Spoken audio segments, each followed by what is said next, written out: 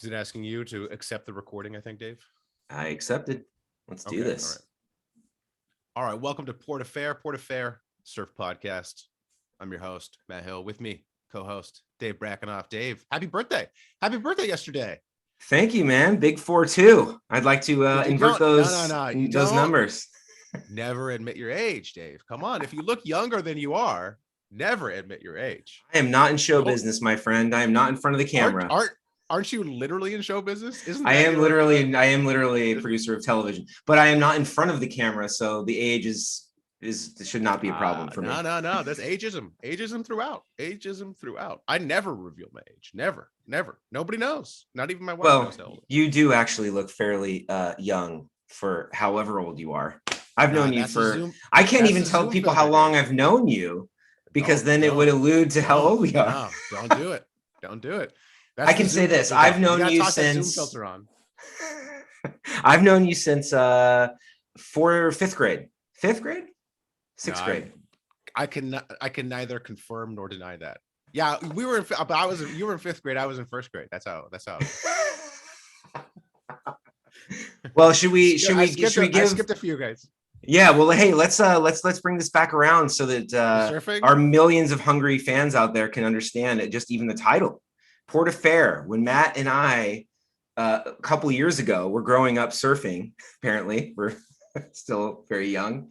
You look at the surf report, it says Port Affair, and basically it could be 2 foot or 10 foot, and that's just the fun nature of forecasting. That's surfing Huntington Beach, Port Affair. It's always Port Affair. Although this year, I think not Huntington, but I think Black's got the Epic on surf. Oh, I didn't see that. Yeah, there was one day when it was like I think it literally said like Epic. I remember I was at my brother's shop, and the one of his friends is a surfer, was like, "Yo, check this out," and he's like, "I'm gone." So, was it Epic? I didn't surf that day, but he surfed. He said it was epic. That's funny. All right, surf. This is a podcast about surfing. Whatever's in the surf world. Of course, the Margaret River event is happening right now. Well, it's the middle of the night as we record this Saturday morning. We're going to round of 16 is round of 32 is coming up. So yes, we just had the first elimination round. Yeah, and I think I'm excited for the mid-year cut because of how much I hate the first two rounds. So we have these first two rounds. You have the whatever it's called, the non-elimination round. Then you have the elimination round. You lose 4 surfers. Who do we lost like 3 wild cards, right? We lost like 2 people we never heard of. Jack Thomas, Ben Smintz, Jacob Wilcox, and we lost Seth Muniz. Seth Muniz. That's the only one. Big one. That's I don't know what happened to Seth. Seth won pipe and was just falling. He's falling all over the place. I don't know. He rips. I don't know what his deal is. But so that's like a day of surfing. Like it's like straight 12 hours to lose 2 people we never heard of, who were like trials winners. Jacob Wilcox, who I've heard of. I like Jacob Wilcox. By the way, did you see the incident? That happened? No. Yesterday. So Jacob Wilcox surfing before the contest, and apparently he drops in on Zeke Lau, and he's like, Zeke Lau drops in on me in Hawaii like every day. Every time I'm in Hawaii, Zeke Lau like drops in on me because like he's from Hawaii, like that's what he gets to do in Hawaii. And Jacob Wilcox from West Oz, he's like, I'm in West Oz, I'm gonna drop in on him. So he drops in on him, and then they're like they do like a bunch of crossovers, like Zeke Lau doesn't get off the wave. And then at the end, Zeke Lau shoots his board at Jacob Wilcox. At least that's what it looks like in the footage. So there's footage online. The footage online looks like Zeke Lau dropped in on Jacob Wilcox, but Zeke Lau says that like that basically it started, the video starts late. And Jacob Wilcox, like the video speaks for itself. Like, shot his board at me. We're in West Oz, like he drops in on me all the time. Like this is my home break. Zeke Lau's a bully, and apparently they yelled at each other afterwards, and like Zeke Lau like refused to shake his hand. Like he tried to shake his hand, and then Zeke Lau refused to shake his hand. So that's funny too, because they're both bigger guys. Like I think Jacob's not a small dude, and Zeke's not. You know what I mean? It's like Zeke is scary. I don't know about scary, but he's a very fit individual. Dude, he's super buff, dude. He's shooting surfboards at people. If Zeke Lau came at you with a surfboard, Dave, I think you back down. Probably, but it's funny. This is an interesting topic since we're just sort of, it's a tangent to what we're talking about, but localism, altercations in the water, it feels like a bygone era. Like when we grew up, for sure, shooting your board at somebody would happen 10 times a session with somebody getting pissed at somebody else. And you forget, like, a surfboard is a very hard, deadly, sharp, deadly spear when wielded by the right individual.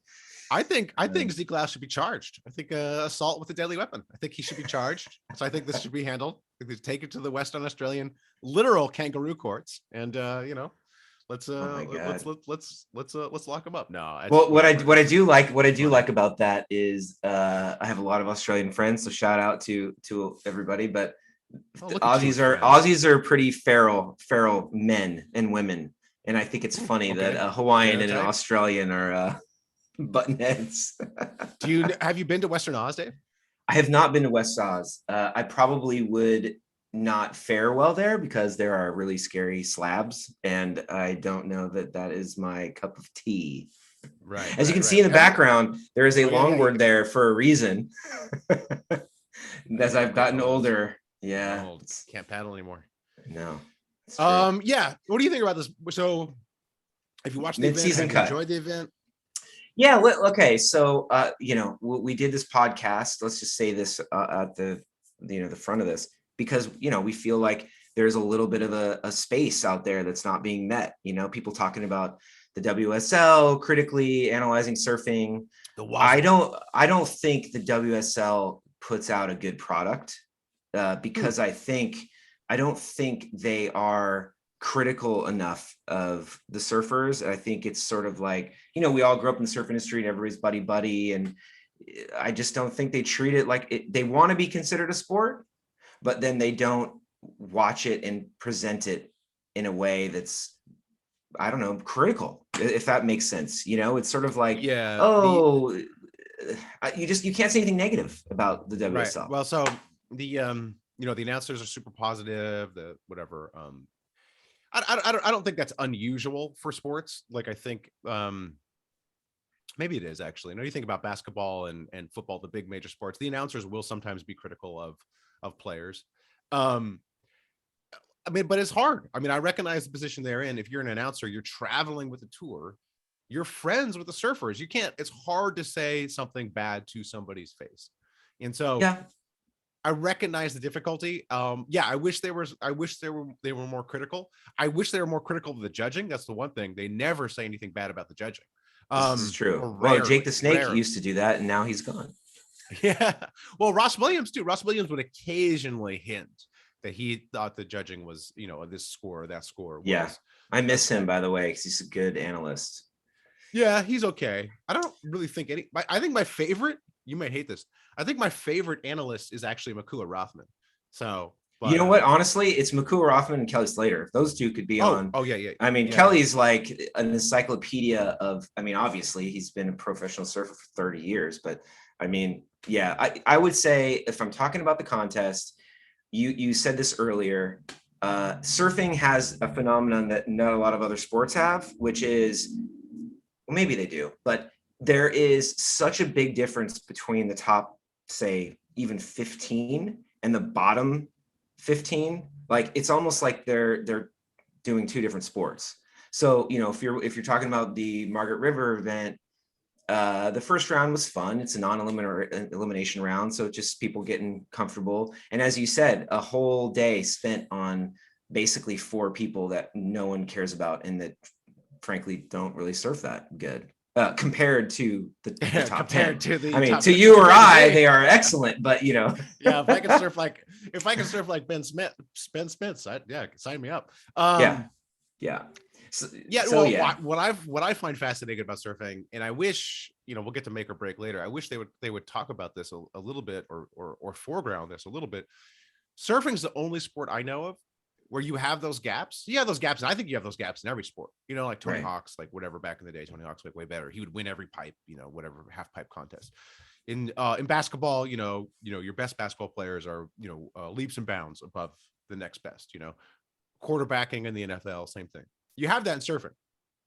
John Florence, Medina. I know you don't like Medina, but you know, Medina. I like Medina. He's a good surfer. These guys are way better. Yeah. But they will regularly lose. And the reason for that is there's an extra element in surfing, which is the waves. And like, if no wave comes to you in your heat, like, it doesn't matter if you're John Florence. Like, if you can't get a wave, you're going to lose to Morgan Sidwick. So yeah, like there's such an element of randomness to it, which is why I don't think the surfers like the surf ranch. In the surf ranch, just Medina wins every single year at the surf ranch when the wave is the same each time, because if the playing field's the same, Medina's going to win, you know? So there is that element that I think makes it more fascinating. And also I can see why, you know, these guys had a revolt against the mid-season cut last contest. They sent a letter to the WSL like, hey, get rid of this mid-season cut, because, you know, for these guys, 4 contests, that's a small sample size, and like, if they just didn't get the waves in their heat, they could tell themselves a story like, oh, I was just unlucky and now it's unfair, I'm getting cut. But there's not really anybody below the cut line that I think, you know, that I'm gonna miss, except for Zhao Qianca. So Zhao Qianca is the one guy. Yeah, I love Qianca. Where I think here's a prediction. This is Saturday morning. We haven't seen the rest of it. I think he's surfing against. He's paired up against somebody good. Italo is who he has, and his round of 16 heat. Yeah, that's right. Zhao Qianca is making the semifinals in this event, because I think the WSL knows that this guy deserves to be above the cut, and they're going to put the pressure on the judges to put Zhao through. So see, I mean, there's so much to talk about, because if you go to the root of all this, right? Like, WSL is a you know, it's the platform for professional surfing. It's owned you know, by a sort of a family that's basically using it as a tax write-off because it's losing money every year. And they're trying to figure out how to make it more exciting so they can get more viewers in. So this mid-season cut, I think, is their way of saying, hey, let's make this more exciting. And so, yeah, that's a question to sort of talk about. Are the judges being pushed to sort of make people move forward, enhance the drama? You know, that's my grand conspiracy. My grand conspiracy was at the last event at Bell's, that I saw a lot of surfers below the cut line, I thought, get overscored. Because Jackson Baker versus Jordy Smith. What the actual fuck, dude? But also Jackson. Just saying. Shout out, hey, shout out to Jackson Baker. I had that on I had a bunch of my wife's family over at the house. They were all watching that. Jackson Baker, you feel free to reveal your age, because everyone thought Jackson Baker was 45 years old. When they saw him interviewed, they're like, who is this 45-year-old man? I'm like, no, that guy, he's like 23, dude. He's like, they're like, the sun can be your friend and it cannot be your friend, depending on the you know, what your skin type is like. Hey, Jackson Baker seems like a great guy, though. Love to hang out with Jackson Baker. I'm just totally saying. He's just not as good as Jordy Smith, and he made it through the round of 32. Yeah, and my wife's family was taking shots, Jackson. So you can come at them. Their names are their last name is all Cham. So yeah, you can look them up in the phone book if those still exist. Funny. No, but I thought my conspiracy theory was like, so the surfers were going to strike. You know, the surfers below the cut, they had this letter, they were going to strike, and so I think the WSL pushed them through, so that all these surfers would have a chance in Western Oz. So all the surfers below the cut would have, you know, a mathematical shot at it. So they would all be incentivized to show up at Western Oz, so they wouldn't have like a strike situation on their hand. That's my conspiracy theory, because like I said, Jackson Baker got overscored. My opinion, Callum Robson got overscored. Jack Robinson should not have won that heat against Italo. Like, to me, that was the most egregious. The Jack Robinson Italo heat, like, and whatever. Italo was fuming. Italo literally stormed the judges' tower. And I don't know if that was just related to the 20 Red Bulls he drank, and that's just what he does after every heat. But like, Yeah, I don't know, man. That was that's one of those tough heats, right? Like one of the great things about surfing is you're going to get heats every now and again where you love both surfers. I think I would describe Italo as a gymnast first, surfer second. And his style, his shots fired, low key shade right there. But you know, I still love the way I think he charges. I think he rips. He just has a really horrendous style. I love Jack Robinson, and that's the thing. You're going to have these heats where there's two great surfers in one heat. And I think Jack should have lost. I mean, I think it was pretty clear that last wave Italo got where he had like 5 hooks, like kind of, you know, it was a good wave. And I think he got like a point under what he should have been scored or something. I can't remember the exact score, but definitely I agree with you. Yeah. And that's coming from someone who thinks Jack objectively looks better on a surfboard than Italo. But I mean, Italo smashed that last wave. He should have won. I think Italo is a Instagram ab model first, and then surfer. I think that is his.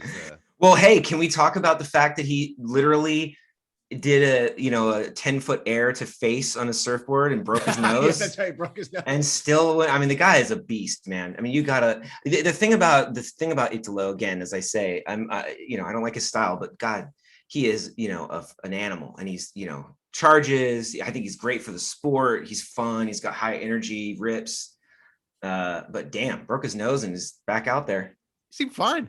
Like I watched whatever heat he was, and he looked totally fine. Looked totally like he could have died. Like I don't know if you saw the clip. He it looks. It's like his board could have just gone straight through his brain. Yeah, it's called air to face. Air to face. But luckily, like as we know from Italo's Instagram, the guy works out every single muscle on his bottom, or his body. So his face, I'm sure, is, he's got those face muscles toned. My God. Take the surfboard. Let's see. Anything else on this? Anything else on this Margaret River contest? I look forward to the midseason cutting some of, the lesser surfers that all surf better than me, but I don't really enjoy watching. It's not. I mean, there are lots of guys on tour I love. Like I think more this year than any other year. Like people who I'm like, oh, I got to watch that guy's heat. But I'm not going to. Yeah, I would like to just interject and say that while I agree that, there are some surfers that we probably shouldn't waste our time with in the contest, which is what's going to happen after the midseason cut. There's going to be less surfers.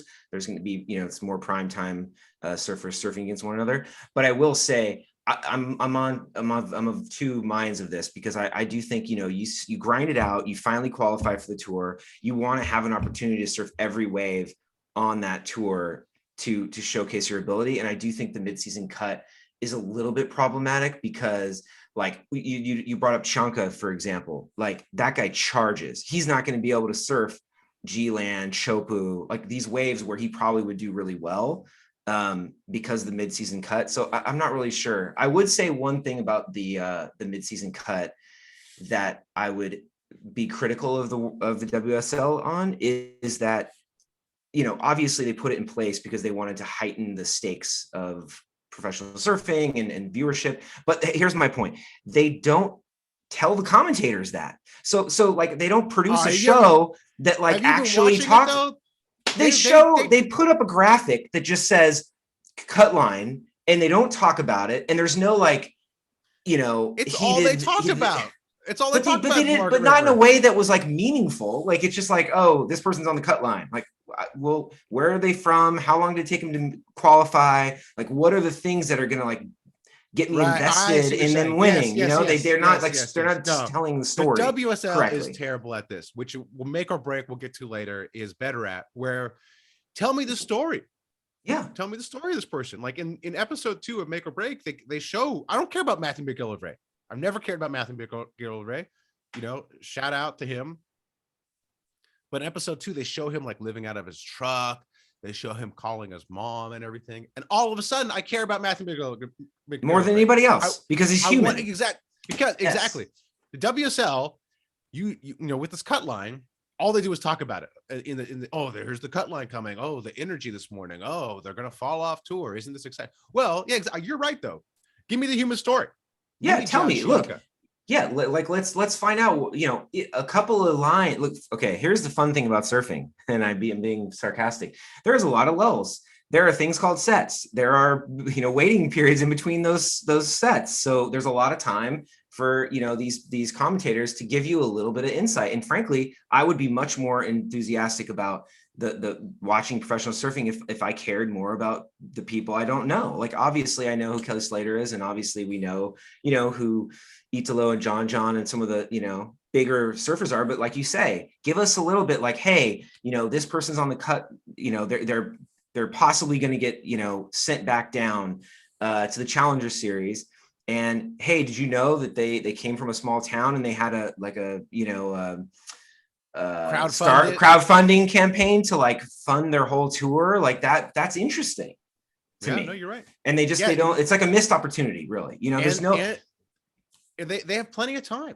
They got like you said, like there's a 30-minute heat, 35-minute, I don't know, whatever, 30-minute heat. The first 20 minutes should be like pre-packaged stuff. We're going to dip in and out of like watching the waves, but like we're going to tell the stories of each of these people. Also tell the story of the place too. Like the best thing they did, which by the way, the WSL didn't do this. Apparently, I think Billabong did this.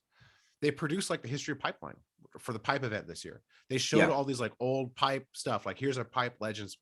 Tell us the history of Western Oz. Tell us what's going on with Margaret's. Who are the heroes at Margaret's? Who discovered the spot? What kind of swells does it break on? What's the difference between Margs and the box? Why aren't we at the box? The box, the famous wave over. Yeah, and by the way, you can do that really quickly and suckesuctly with a couple of lines. Yeah. That's the thing with the WSL.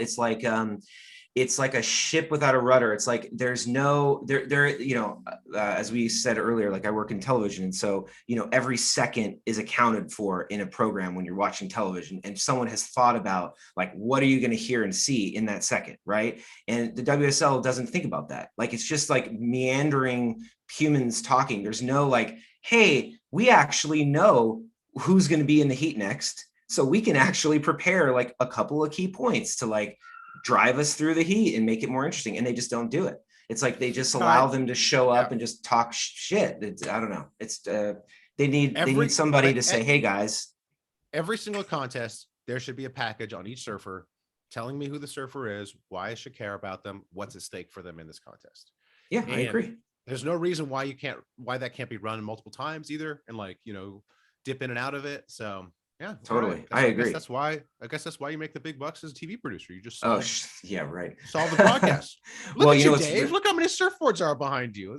I have zero. Shout out to Asaku. IPD, baby. Okay. All right. So what are we going to go on to next? We've kind of hit on a bunch of different topics.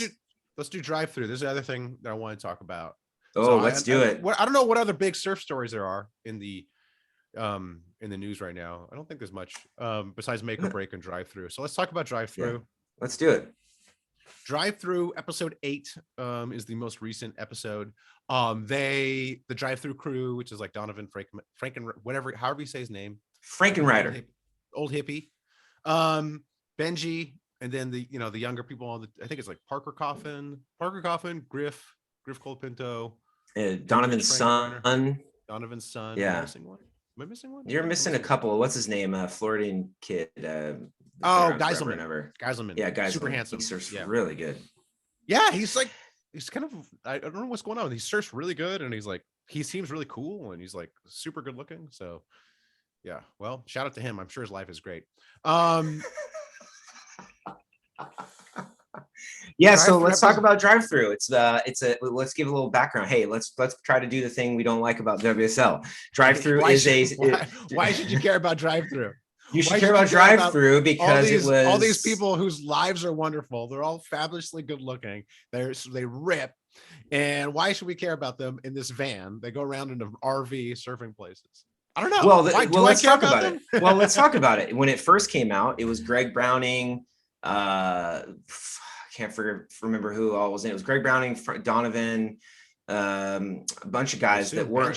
Benji was in it, and it was, I think, probably a little more fun because it was a little more raw, and they kind of just got into crazy antics. And now this is a reboot, basically, right? It's a reboot of that concept, and they've got a lot of young guys. I think it's really fun. Like I think Donovan is a hilarious personality. I think Benji is as well, but I will say one thing about this series. They have a lot of interviews telling you what you just saw, which is my pet peeve in life. It's like you see it, you know, like the episode before last, I think was it 7 where the sandwiches fell in the water. And like they had like 9 interviews about like, well, I was riding my bicycle and the sandwich came off. And then they cut to another interview. I was walking down the beach and I saw the sandwiches. And it's like, what the fuck, man? Do we have to have 25 interviews about the sandwiches in the water? Like, let's just be in the reality and like hear these funny guys talk about it. It's very much, it's very much tell, don't show. It's like the antithesis. I can't remember the documentarian who, did you ever see the Amy Winehouse documentary? Yes. Which is fantastic. There's no VO or anything. It's just all footage. It's all which is cut together. Which is good. It's like the Beatles documentary that just came out. Oh yes. Yeah. Like same. The Beatles doc that just came. Yeah. Super interesting. But the drive-through is the opposite of that. They're just, you know, talking heads telling you, oh, it's so much fun. Oh, it's great. Oh, it's great. And then you cut. How about we see the fun? Let's see it. Oh, it was so funny. Oh, Benji's so funny. Benji's the funniest. There's like nary a joke that Benji makes that we see. I mean, a similar series, there was recently a similar series, Stab Highway Australia, which I enjoyed more than this series. I still like it, and I think this last episode was the best episode because of Slater. Like, Slater's in the episode. Kelly Slater, greatest of all time. He's in the episode. He's just being a dude. He's just like, it's just like, I mean, it's like if someone had footage of Michael Jordan just like hanging out, but like not being Michael Jordan, just being a regular person. And so like Slater's just like totally normal, and it's that's what's fascinating.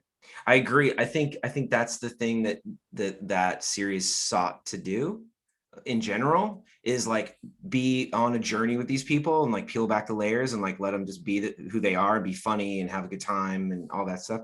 And I think it's nice to see Slater without you know, what do you want to call it, media training, you know, whatever. It's like he's not putting on a front, he's just being himself, being fun and cool. And it was funny. I love that he had to do push-ups for pointing, I don't know, 2 or 3 times. I was like, okay, he's like part of the group, you know. Good push-up. Nice form, Kelly. Dude, how old is Kelly and how fit is that guy? He's like Dude, I know, it's so funny. It's a freak of nature, like, man.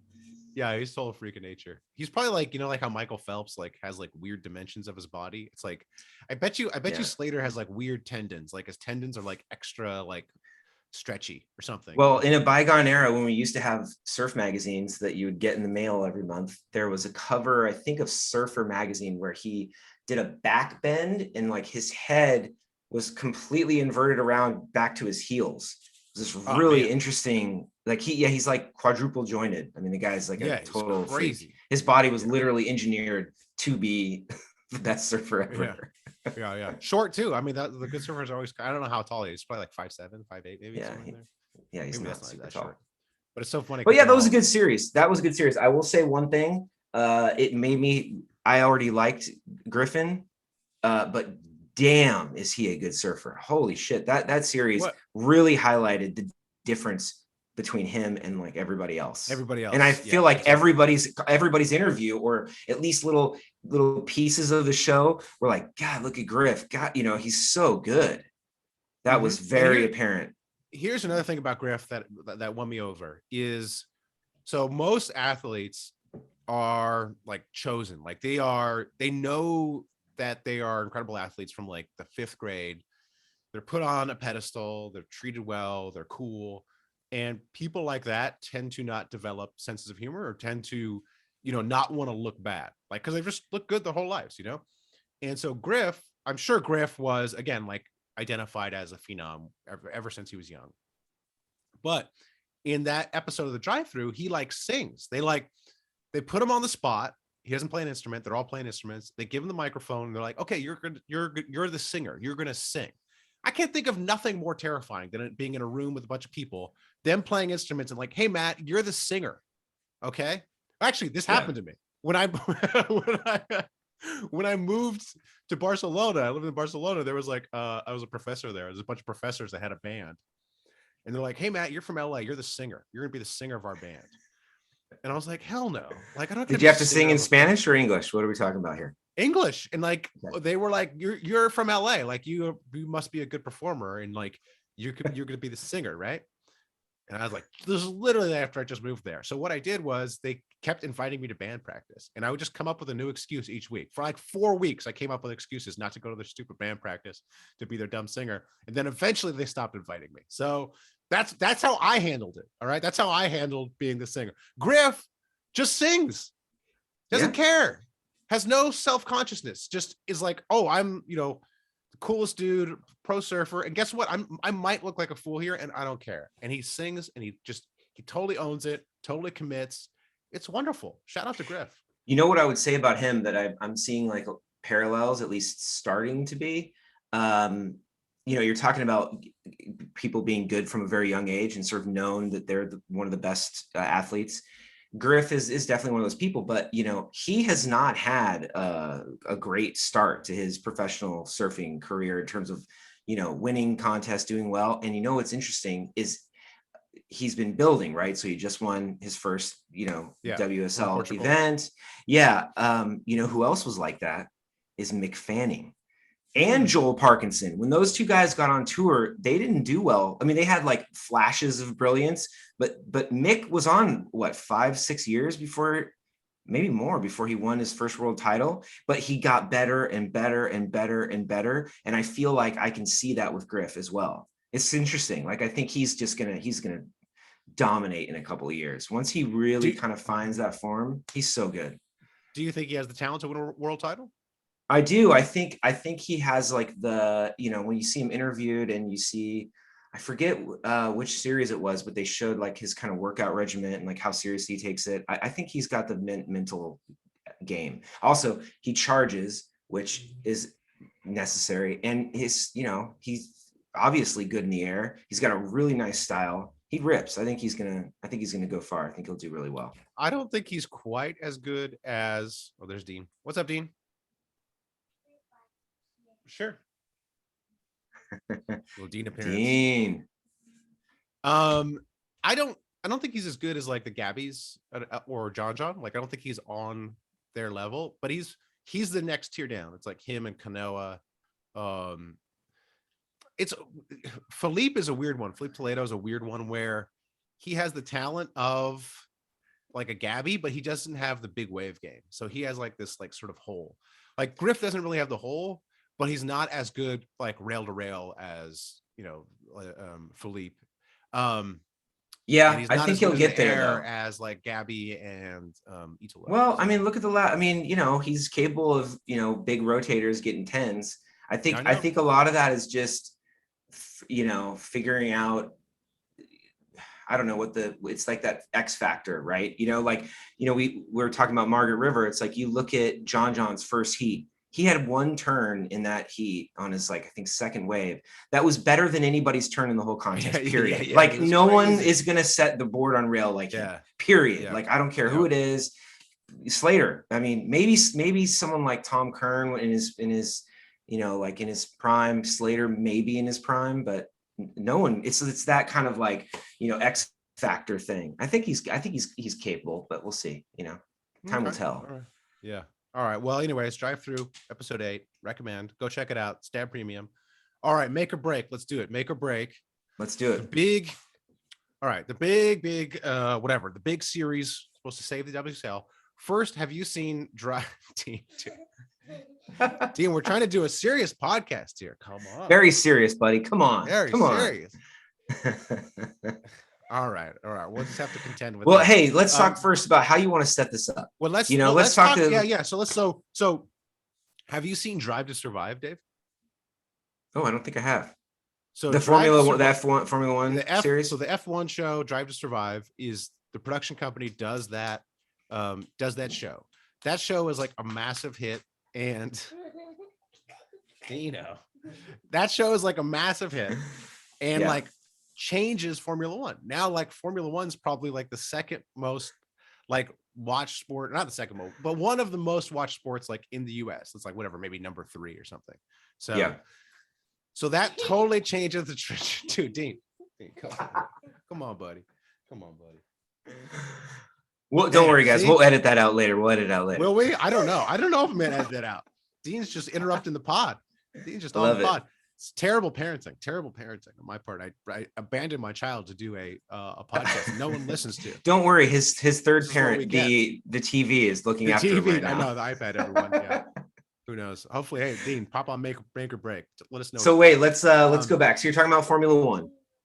So, but this show, Drive to Survive, like changes F1, like radically changes its popularity, and a bunch of different sports were like, hey, to the production company, like, hey, we're do what you did for F1 for us, like come do a behind the scenes show about our sport. And the production company chooses surfing.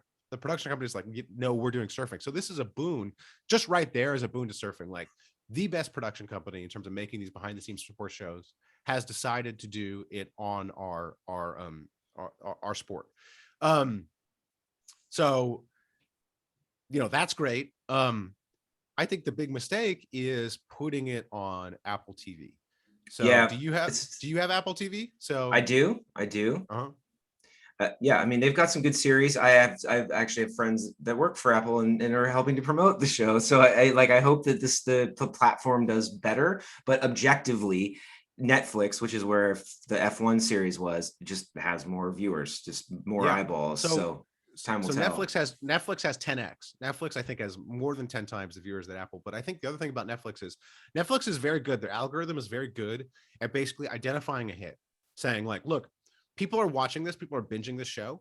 And now that we know this show's a hit based on like our small group of users that have like binged it, we are going to feed it to everybody. We're going to put it on the front page. We're going to throw it out there. We know the show's a hit and we're going to advertise it so it becomes the hit that we know it is. Once the algorithm has told us like people love this thing, they can't get enough of this thing. And so, that's how they create hits out of nothing. That's how they create hits where we don't know who the creator is. We never heard of the source material. Netflix is the only one that does that. You go to HBO Go or something like that, or whatever it's called, HBO now, I don't know, HBO Max.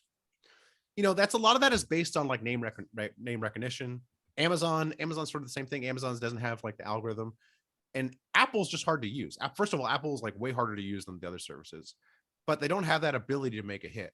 So yeah, I would set expectations lower if I was the WSL. And if I was the WSL, I would have paid the difference. I'm sure Apple TV gave them more money than Netflix, is why they went with Apple TV. If I was the WSL, I would have said, whatever it is, 20 million, 30 million, we'll pay the difference to have it on Netflix to give us that larger audience. They didn't do this. It's on Apple TV. So I guess, it is what it is.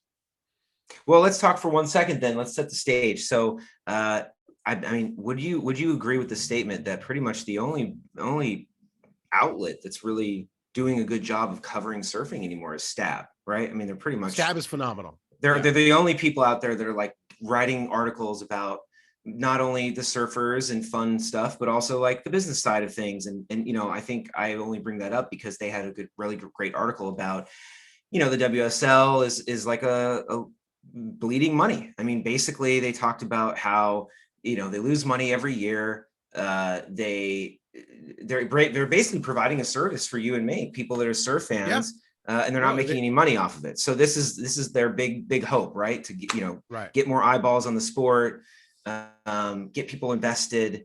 And surfing has been one of those weird things where it's never been able to find that like mainstream audience, at least the professional surfing. Like the clothing side and like maybe the lifestyle is huge and everywhere, but the people that actually watch surfing is pretty small still.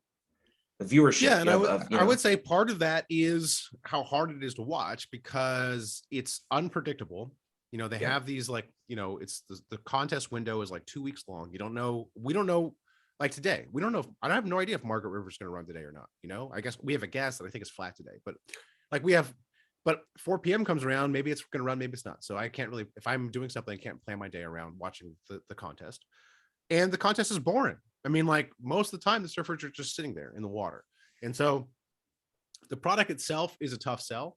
But I think with better production, with shorter contests, I do think you could get to a good product.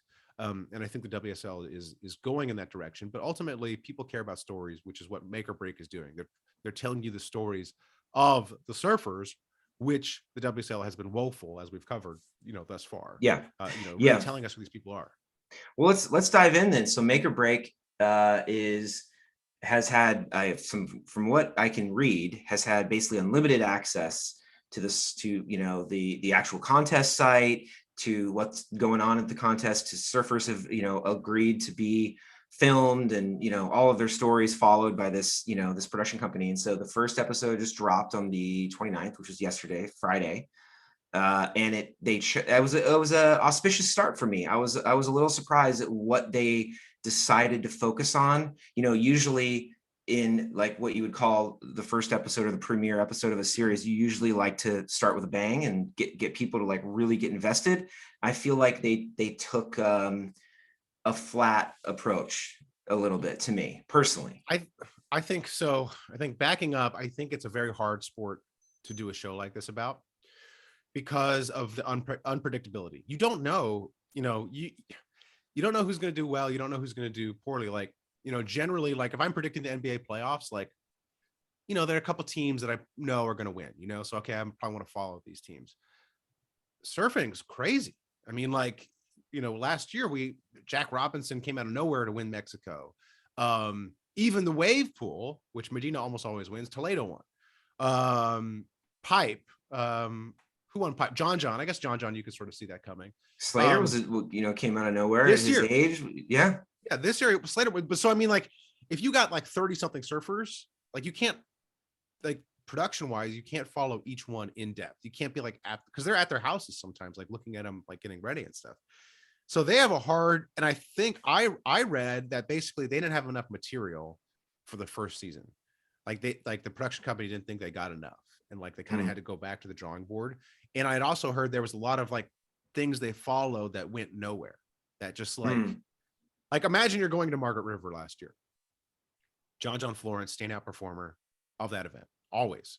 So you're like, okay, we're gonna follow John on this event.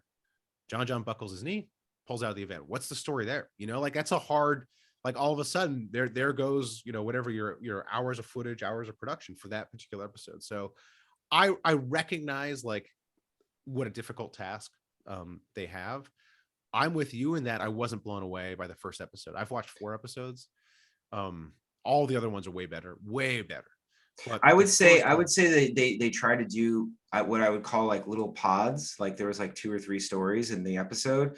And to me, instead of having this very full beginning, middle, and end story for Tyler Wright, for instance, which, you know, she's got a really crazy story, and I liked hearing about what happened to her and her, you know, her bacterial, whatever her infection trauma to her body was that she had to overcome. Well, they really glossed over that. I don't know if we got the full story there. I mean, sure. But what I'm trying to say is, I would have preferred a little bit more of weaving in with the tour itself, as opposed to just, it felt like a documentary about Tyler, and then it felt like, you know, a little bit about John, and it didn't feel like we're in the WSL, we're seeing the tour, we're learning about all these different people. It was sort of like this story, and this story, which I wonder if I was producing it, I would do something different, where it's like, I need to, like, I'm just going to do an episode on the judges, and I'm going to follow some like judges, and that'll give me a guaranteed good story. You'll see in the second episode, they do a little bit on Andy King, Gabe's Australian coach, which is more of a guarantee. Like, okay, we can follow Andy King. He has an interesting story. Because you can't rely on the surfers to win events. Like, you can't rely on, oh, we're going to follow Tyler Wright, and oh, she's going to win. You know, she's going to win the first event of the season. You can't rely on that. So, but is that what makes a good story? Like, does it have to, you know, you said I didn't want to interrupt you, but you were saying, oh, you follow John, he's the, you know, the clear front runner, and then he busts his knee and he's out. What's the story there? I don't know. That seems like a pretty interesting story to me if you cover it the right way. Yeah, I don't know. I just don't think every story has to have a perfect beginning, middle, and end to be satisfying. Like, yeah, I think, I guess it's, you know, it's incumbent. I mean, maybe the problem is the surfers are not that interesting. I don't know. Maybe that. We haven't seen it yet, at least in the first episode. Right.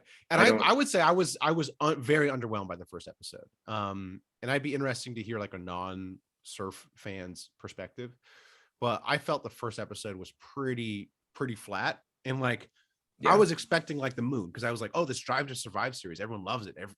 Everyone thinks it's the greatest thing ever. And at the first episode, I was like, not really into it. It gets better, but it's still not on the level of like the most bingeable show.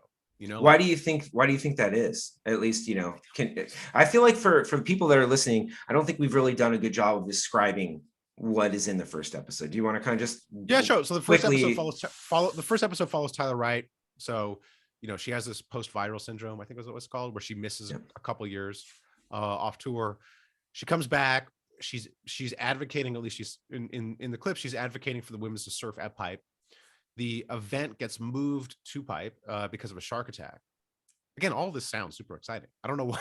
It's like their material was like they moved the final to Pipe, Wright versus Chris Moore. Wright wins. And the other thing they're following is John Florence, who grew up at Pipe, who's, you know, basically from Pipeline, like who grew up like whatever 100 yards from Pipeline.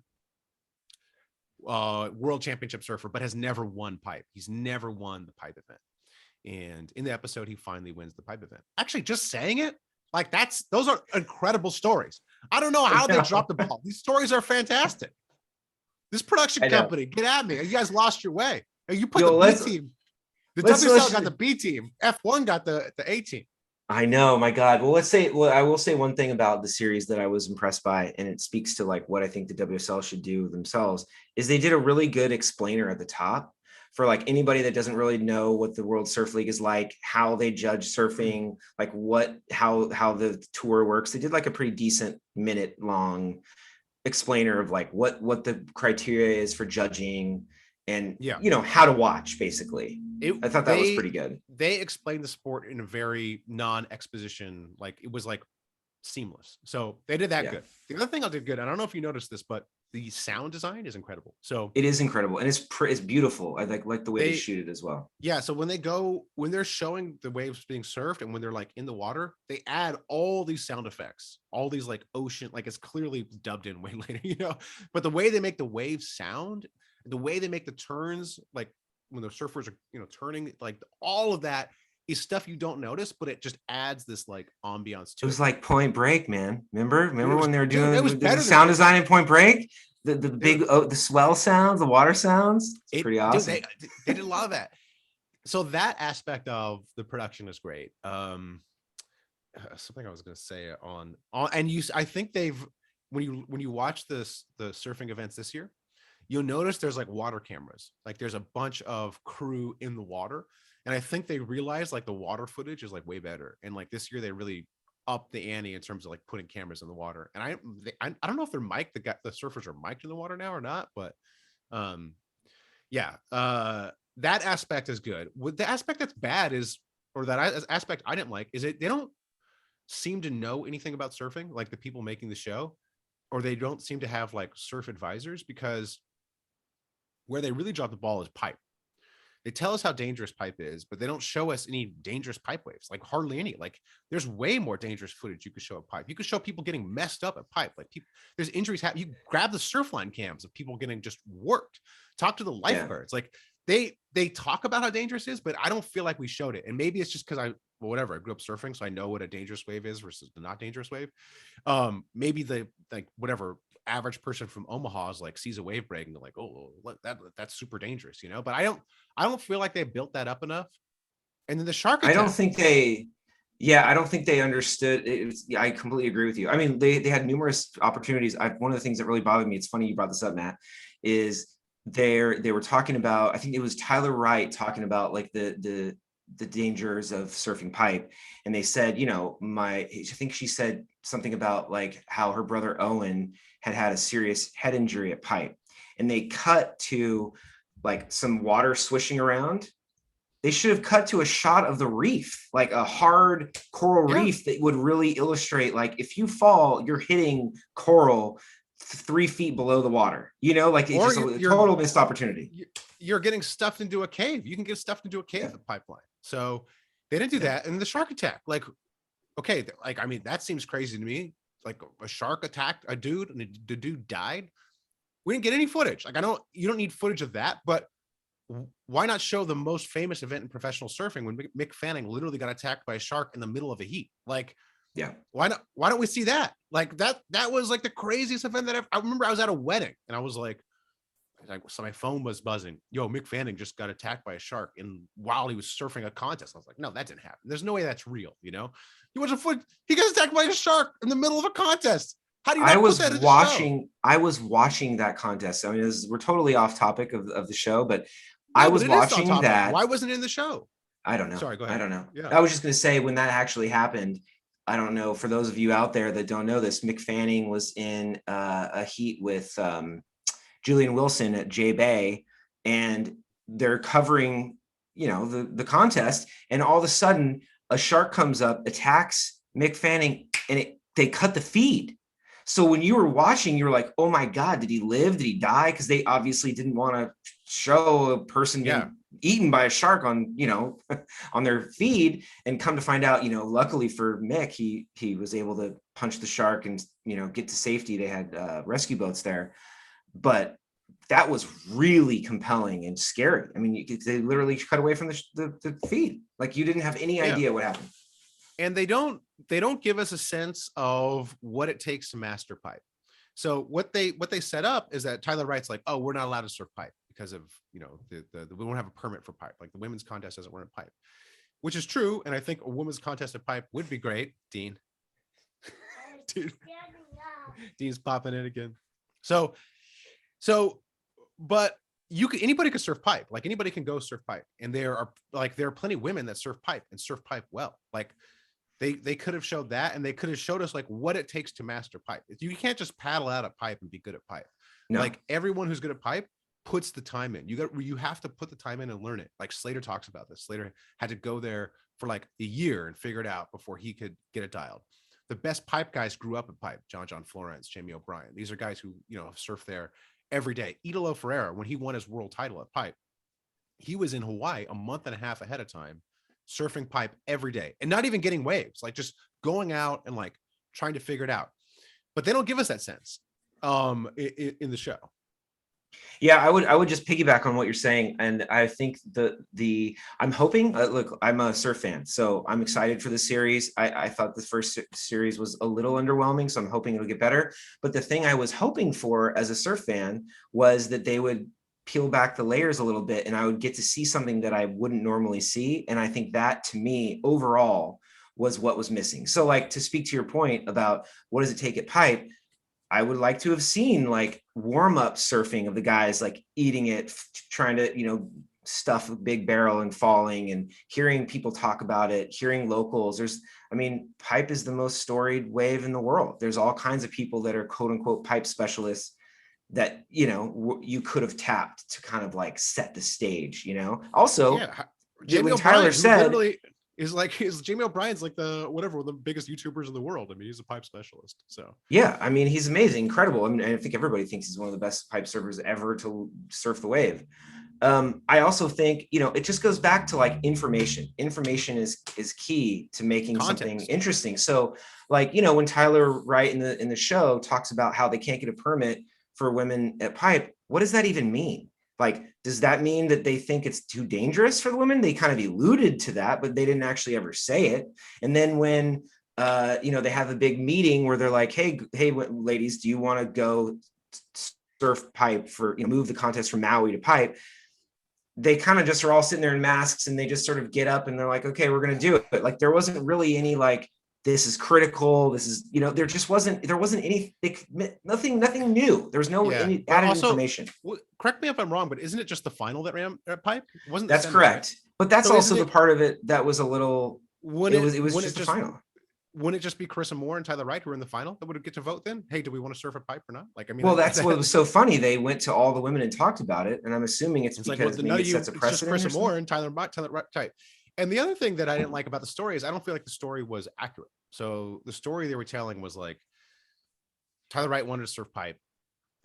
She got her wish because of this act of God, this shark attack. She surfed pipe and she conquered pipe. I don't think that was accurate. Like, I correct me if I'm wrong. Like, my recollection is that in that pipe final, she was surfing the shoulder. She wasn't surfing the barrel. Carissa Moore was going for the barrel. Carissa Moore was the one who was really trying to proper surf pipe, which is, get in the barrel. which is the real dangerous and scary part. Is that how you remember it, or am I misremembering it? Or I don't think anyone can argue with you. That is exactly what happened. I mean, the wave that Tyler got her biggest score on, she had like 2 turns on. Nobody has turns at pipe on any scoreable waves. If you're winning pipe, you're getting deep in a barrel, you're getting spit out, and you win. Period. Yeah, and so I think the story is she hasn't conquered pipe yet, which she wants to conquer pipe, and she hasn't conquered pipe yet, which to me is a better story than the story they told. They tried to tell a story that was like, whatever, Superwoman, no flaws or whatever. But like, to me, a much more human story is like, the man versus nature. Like, I wanted to surf pipe, and it takes time, and I'm not there yet. Yeah, I won the contest on turns, but I'm not there yet. I'm not at Moana Jones Wong level of a pipe surfer. Like, I need to put the time in, and I need to figure it out. And then next year I will. And to me, that like challenge and overcome is a much more interesting story than, what? I went out there and I did it. I just needed to, have the chance to paddle out there, and I totally conquered it, and I won the event, which is like, yeah, she won the event, but like, again, she didn't get deep in the barrel, which is like what proper pipe surfing is. And look, I can't do it, and I would fail at it. So I'd like to see that though, Matt. I'd really like to see you fail at surfing. Give me the make or break. Yeah, I die, dude. Well, that's the other thing. 31-year-old man dies at pipe.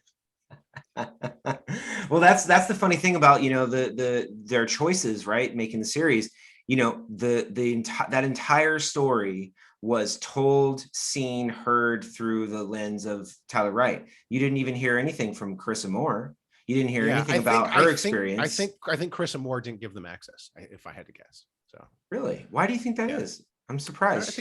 I think Carissa Moore is like fine, basically financially, and probably was just like, I don't want this extra headache of what are they going to say, how are they going to portray me, that sort of thing. And hey, Carissa Moore, judging by the episodes I've seen, you will be portrayed in the most positive light. Yeah, everyone, she's the best surfer ever, a best female surfer, hands down, ever. You can see people say Stephanie Gilmore, 7-time world champ. Carissa Moore, 10 times better surfer than her, in my opinion. I think one of the best hacks in all of women's surfing. I think Stephanie Gilmore has better style, but I think she does. But Carissa Moore, she's got the whole package. She can do airs, big fins, free blasts. I mean, she just rips, man. She is so good.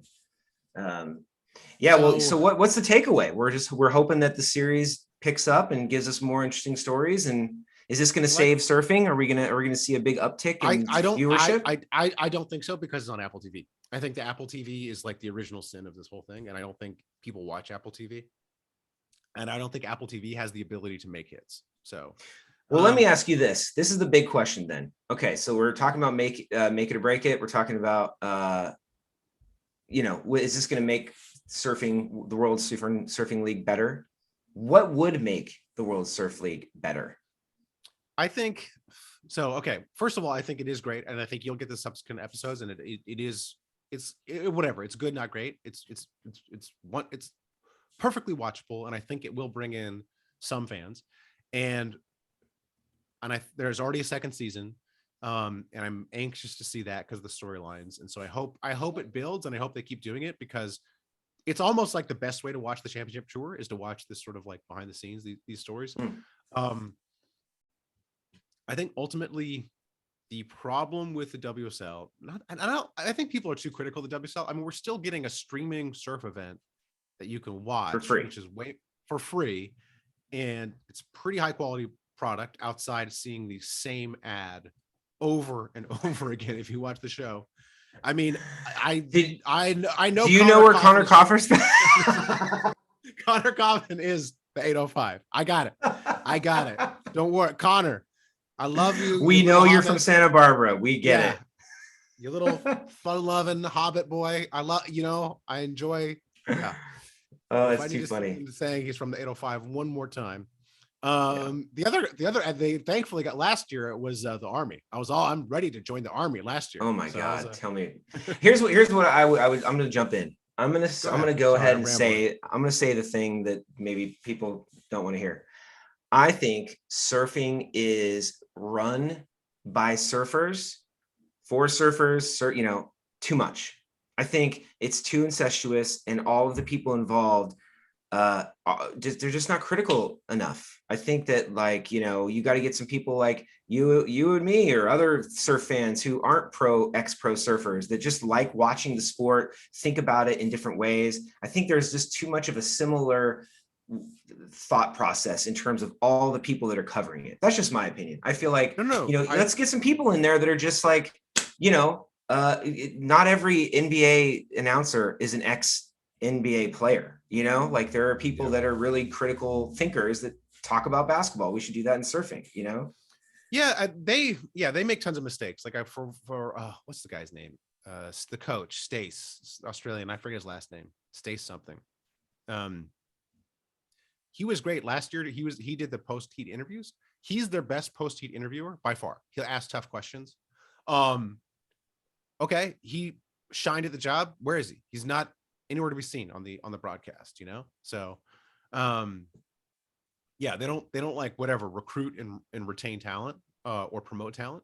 And I think it is a very incestuous world, at least from what I've seen. So that's an issue. And there's a great story on one of the surf podcasts I was listening to. Jonathan Wayne Freeman. Do you know who he is? He's like an Instagram surfer guy. I do. But what podcast is that? It was the boardroom show, I think, or I don't know, Spit maybe. But anyways, they interviewed. He was being interviewed, and he talked about he had an Instagram post when he was in Kauai, like making fun of this overpriced shop, and the shop turned out to be owned by Donovan Frankenreiter's wife, and Donovan lit into the dude. That Jonathan Wayne Freeman had to take the post down, and Donovan was like, "Don't you know how the surf industry works? Don't you know how this thing works?" Like basically implying that we're all nice to each other, nobody criticizes anybody. And ultimately, it's just it's not going to make for a great product. And I think they tried with Eric Logan. Eric Logan is the CEO of the WSL, and he's a content guy. He's brought in from the Oprah networks, and he's not a surfer. I mean, he surfs, but if you see pictures of him surfing, he's not a surfer. I just think they had the wrong person. He's just not good at creating content. He's not. No. What WSL's. I mean, I'm very critical of WSL because surfing is my favorite thing to do. It's my favorite thing to watch. I love it, and I will say this: I am tired of not being able to watch something that is done well. I mean, first of all, I go to the WSL and I can't even tell if there's a lay day or not. They don't have they don't have the way they create their website is so there's just blocks of images everywhere. It's you can't tell what you're supposed to look at. There's no updates about anything. Everything's old. They don't have new content weekly. They don't update. You have to look at little areas to be okay, it looks like now there's 24 hours until the next fit. So that must mean it got the lay day, but there's no video being all right, guys, here's what's happening today. Waves are small. Come back tomorrow. It's just everything about it is poorly done. Honestly, it just drives me insane. Yeah. And by the way, this podcast was not meant to tear down the WSL because we all love surfing. We just wish that they had some better content. That's it. That's it. Well, I think you're going to get some of what you like from Make or Break. I do. I'm excited. I'm gonna start watching after this podcast. All right. Okay. All right. Anything else, Dave? No. I think this is a good first pod. Oh, Dean laughing at me. All right. Well, I will say if you didn't like this podcast, should have been here yesterday. That's my sign off. What do you think? Do you think it's a good sign off? I think it's pretty good. I think it's pretty good. I don't have a sign off. I'm just gonna say goodbye. See you later. Thanks for